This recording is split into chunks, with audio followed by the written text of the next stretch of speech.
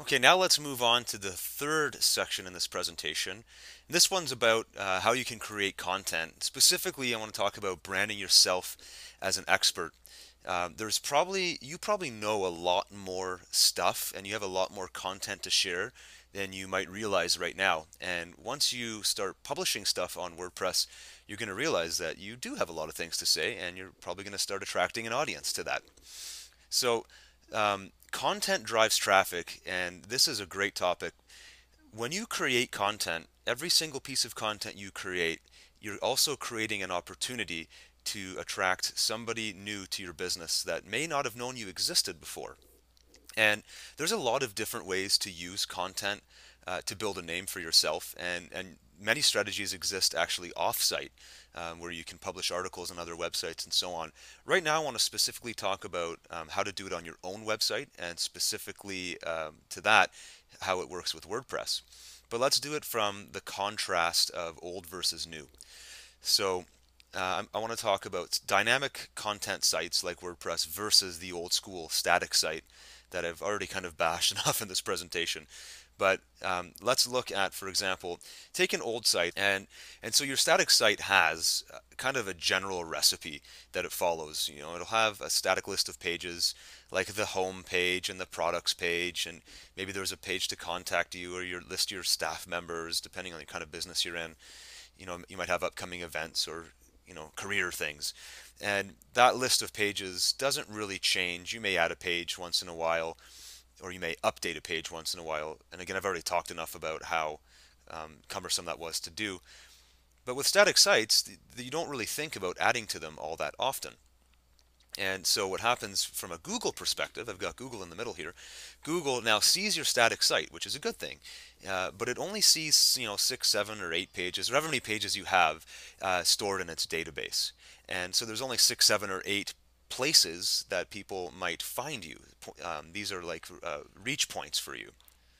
Now, if we flip over to the dynamic website or dynamic content-based website, the same kind of structure happens at the beginning. So when you first put up your brand new WordPress website, you probably start with your static list of things, your homepage and your products page and all that, and you might add a couple of new blog posts because it is a blogging based platform. But the idea with a WordPress website is to get on a regular routine of content creation, where when I go back to that whole talk about branding yourself as an expert, here's your opportunity to write a new article or do a new video or create some kind of tip sheet for your clients on a regular basis. And every time you do that, you're creating essentially a new page or a new point that gets indexed by Google. So let's take the example of doing one article per week for a year. Here are 52 articles at the end of the year. Each article is indexed on as its own page in the Google search repository. So now you have your 7 or 8 pages plus 52 articles. Not now a total, let's say 60 places where you're indexed in Google search engines. You could take that a step further. Now, let's say you also want to, as an additional benefit for your followers or for your audience, interview an expert in your industry once every couple of weeks and just get their thoughts or feedback or ideas on a topic. You do that once every 2 weeks, you have 26 new pieces of content on top of all that other stuff at the end of a year. And then one other thing that you could do is invite guest authors or guest speakers or whoever to come to your website and create additional content for you. Again, adding more stuff into the Google repository. Let's say you do another one of those every couple weeks. Now you've got 26 guest articles. You're looking at over 100 pieces of content after a single year. Each piece of content individually stored in Google's database and searchable. So these are places that people may find you and may find your content. That's the power of a dynamic website, and you could obviously take this much further. You could produce a lot more content than this, and over time, like imagine what this would look like over 5 years or 10 years. It's really quite staggering, the power of this and the ease at which this is done. If you remember back a couple slides ago, I showed you within about 3 steps you can take a brand new blog post and publish it on your website very, very simply. So now that we're on the topic of content creation, let's talk about the different forms of content creation that are available. If you haven't yet done so, I definitely recommend you read Gary Vaynerchuk's book called Crush It. It's about social media and the social media revolution. He's a huge Twitter guy, but I love his book because it talks about a lot of the stuff that I'm kind of getting into in this presentation. But he basically breaks it down to saying, you have to figure out what your DNA says about you and how you like to share and creatively express yourself. So are you a writer? Are you a talker? Maybe you like to use audio, or you'd be perfect on the radio if you had a dream career.